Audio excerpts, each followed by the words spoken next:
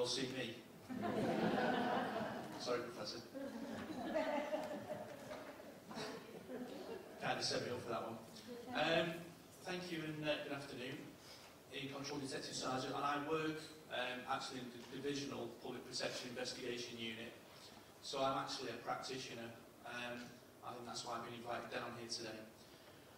My role is to run for GMP a team of officers, specialist officers, and we'll look at incidents involving vulnerability. And obviously dementia will come under a vulnerability for our organisation.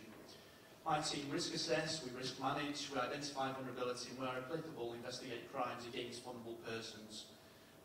And that's specifically where the offender would have care, custody or control, so like a family member or a carer.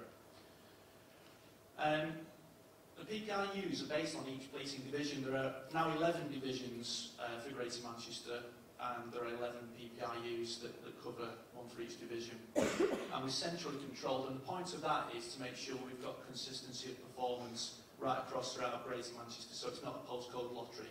Because historically, and I'm talking about up to 2 years ago, each PPIU would operate differently.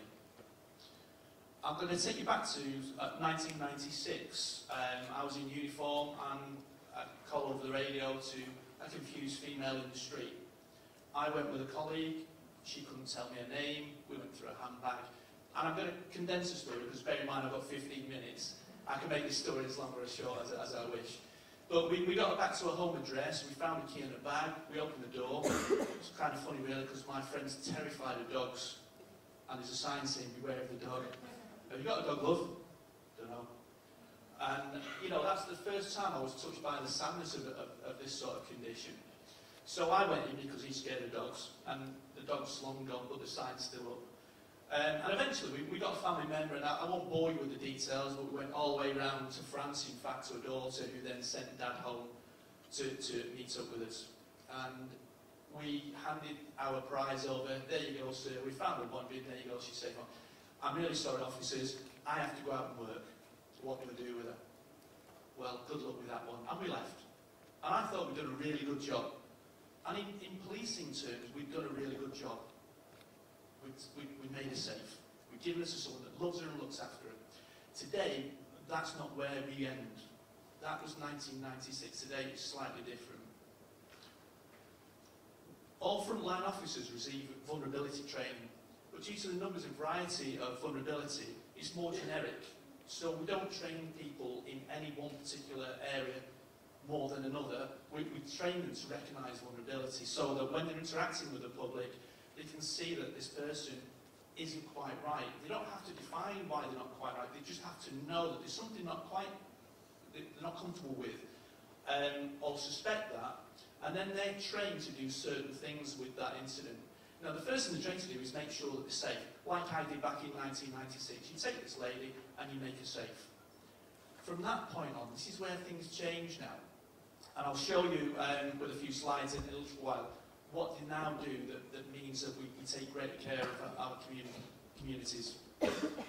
My particular team have enhanced training, and they're actually promoted as specialist officers within the police.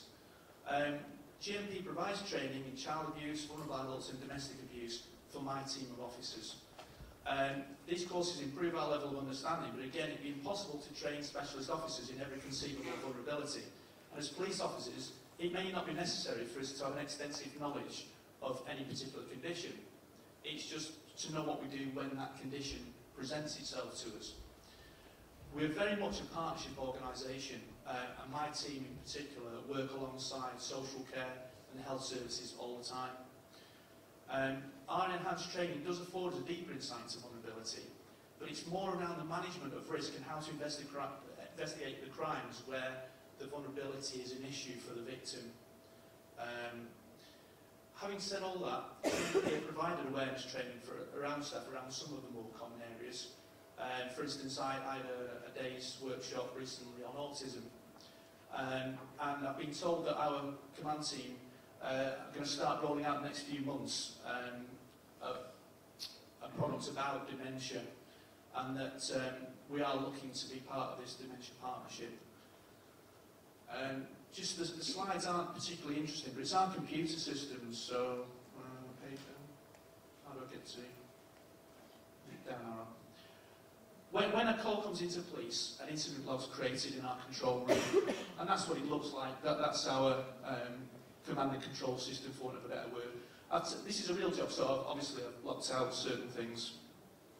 So, aggressive patient, MRI, that's the initial information, and that's what dispatches a police officer to an incident around vulnerability, around anything. It could be a traffic accident, it could be anything.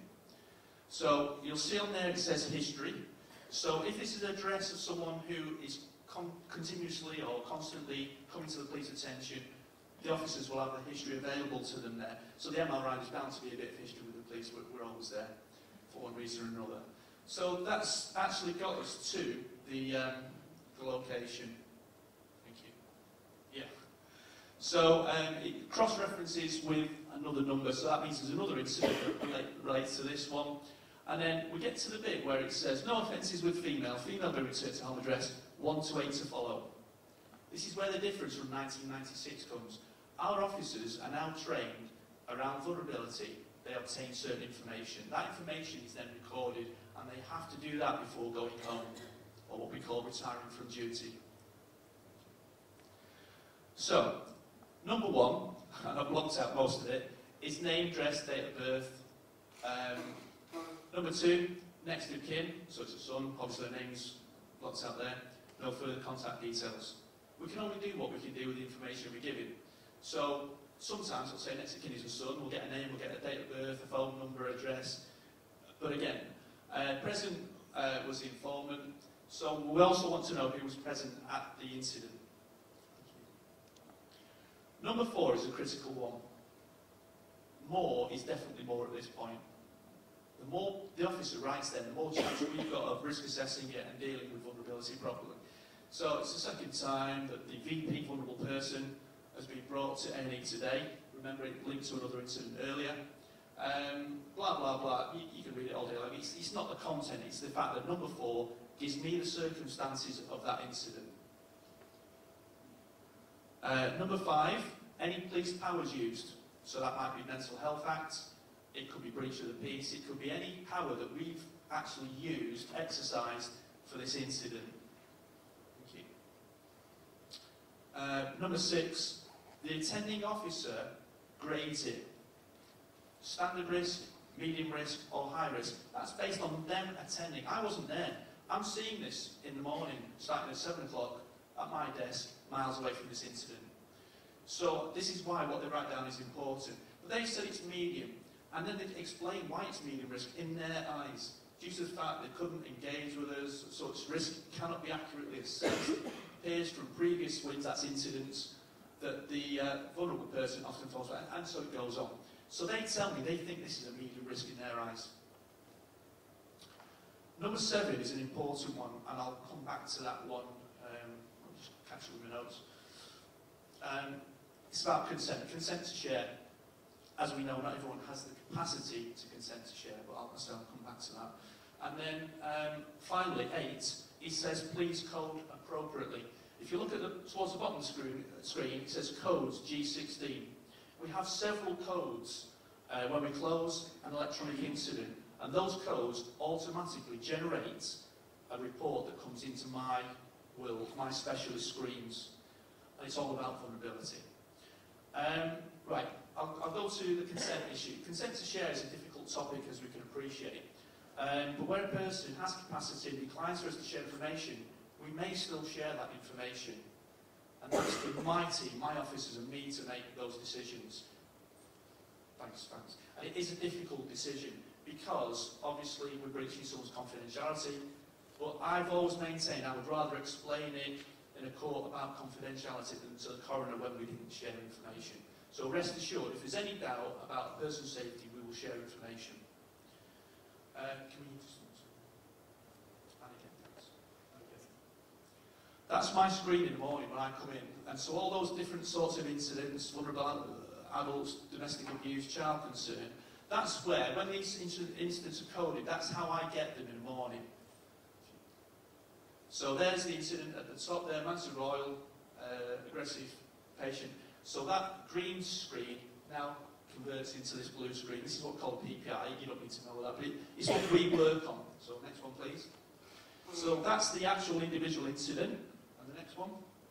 And that's actually attaching the nominal to it. That's the person, basically. We attach all the persons, and then you've got all the buttons, so I prove it, I then put the circumstances of what's happened, and then you see the button that says reports, I click on that and it generates a Word document. And that is the standard referral form that social services exchange with us, and that's how we get the information. Quite a bit of the information we have, we don't really do anything with personally as police officers, we share it with other organisations. The stuff that we retain generally involves crime, and I say it's usually my team that investigate that. One thing I did want to mention today is about technology. We've had some great successes, particularly around dementia with technology. There's one, I've had an update today that's pleaded guilty. A lady was suffering money loss. They thought that, is she forgetting, is she getting forgetful? So a niece put a camera in the apartment, put some money out, the carer takes it, we've got it on camera. Because we know that it's difficult with people with dementia sometimes to use them as witnesses. We can do it, and we have specially trained officers to do that, but it is difficult. Picture paints 1,000 words. So he pleaded guilty on Friday, will be charged, will be sentenced in February. But another similar one, where money's going missing, they put a camera on the safe, he's actually taken it out himself, even though he's not supposed to know the code, and put it in the bin. So, you know, it works every which way, it protects the carers as well in that. And one final breakthrough in technology that I'd like to mention is we had a gentleman who was wandering, and he'd leave his home, he'd go to Oldham. Now for the police, that's a massive, massive risk. He's high risk anyway, he's got medication, he's got other medical issues. We've got officers, and the cost, the amount of work and the amount of worry is massive. Social services agreed to fit him with a GPS tracker. Now, what about his liberty? Well, you've got two options. We can put him in a locked environment, where's his liberty, or we can give him this tracker which he can take out, and when he goes beyond a certain area, we phone the police, and we agree to go and collect him and take him back. That worked perfectly, and he's still in operation now. So there are ways that, you know, partner organisations can work together to actually prevent as well as to detect. I think that's time.